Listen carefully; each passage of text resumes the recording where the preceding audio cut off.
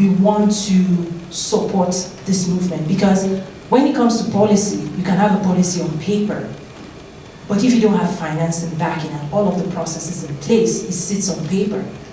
And I'll give you an example. How many people are familiar with AGOA? Okay. For 18 years, AGOA is probably one of the most favorable trade policies I've seen.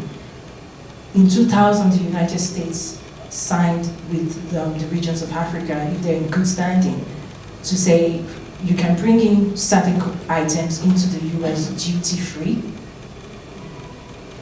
and it's existed on the books for 18 years. 18.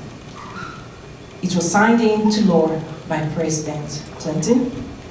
It was renewed by President Bush. It was extended to 2025 by President Obama. The clock is ticking. But guess what?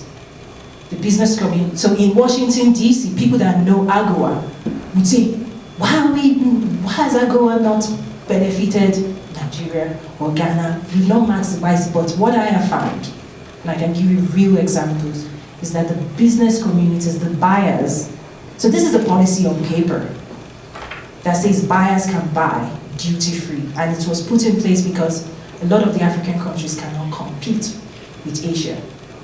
So tariff-free should help you, right? But I'm going to generalize now. The buyers do not know.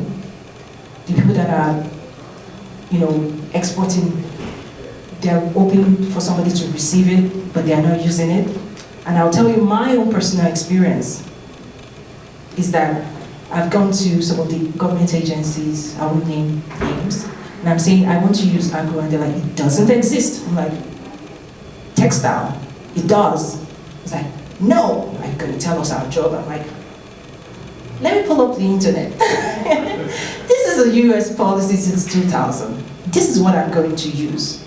And they were like, So I'm making them walk through that process as we speak right now, because we can all talk in theoretical terms, but the business community must lift these laws off the paper, literally, and bring it to bear and execute on it.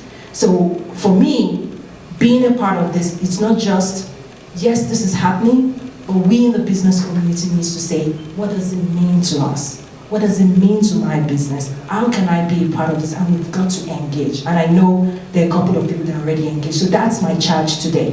If there's one thing I want you to walk out of this room is African Continental Free Trade Agreement. What does it mean to me? What are the opportunities? How do I go? How do I engage? Because if the business community does not engage, it's going to be another AGOA. And I don't want that to be.